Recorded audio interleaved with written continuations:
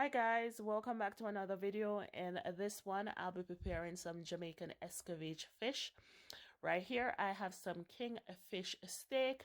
I'm using these instead of using the red snapper, or sometimes people would use tilapia, or they use the parrotfish, but I'm using the kingfish steak, sorry, and it's an excellent choice, especially when you have kids at home and you want them to eat what you're cooking, or if you're having a brunch or a lunch, or you're just having people over and you're doing some appetizer, or a seafood platter.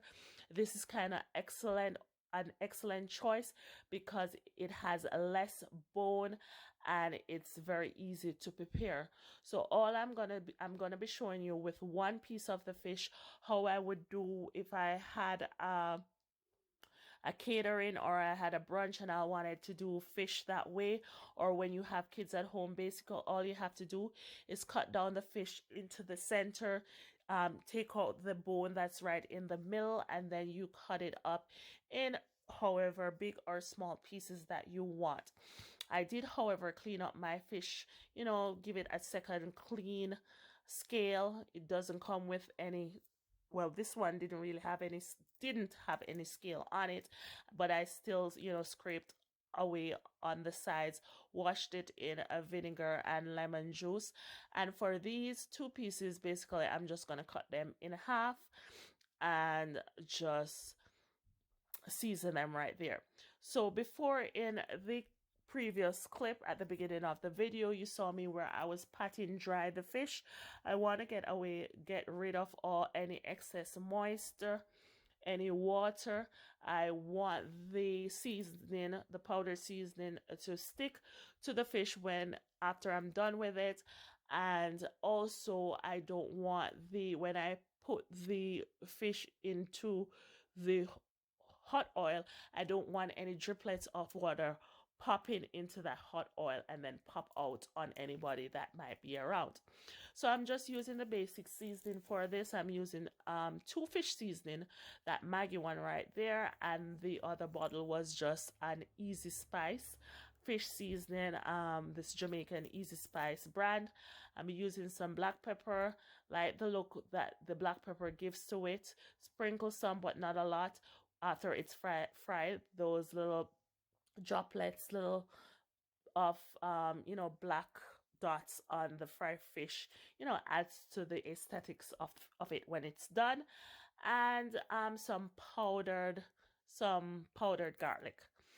So I'm just gonna rub that in and put it aside, put it in the fridge, put it in aside until I'm ready for it to fry. So I'm basically also going to be using a piece of pepper. You could use a whole pepper. If you're using a whole pepper, you basically should stick a knife or a fork and give it one or two holes so that flavor gets into the oil. And if you don't want to, you can cut a pepper, use piece of it, depending on how hot, spicy you want the fish to be. And I'll be using the pepper, some garlic, scallion, and thyme, and all of this will add to the flavor of the fish. So you'll see right there that the oil is hot, it's bubbling. You want your oil to be very hot.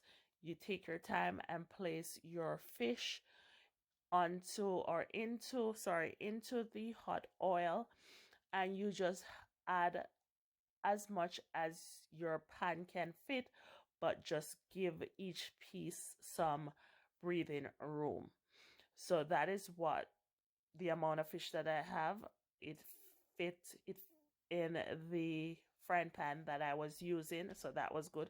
Only had to fry one batch, and I'm just gonna let this perfectly fry on that first side for about maybe 10 or 15 minutes, or not even 15 minutes.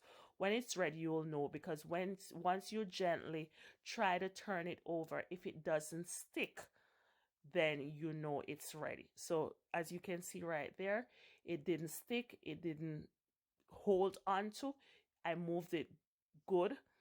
The second piece the same. So I'm just gonna try to see if all the other pieces are good enough so that they can turn over. This fish was easy to fry, but bear in mind also that it's quite meaty. So you should, put your stove on a medium to a little above medium heat to ensure that it's fried within properly. So on the other side, I'm going to be preparing the Escovitch sauce at the same time. So I've slightly cut up some carrots, a piece of carrots, and I added a little water to it and then some vinegar.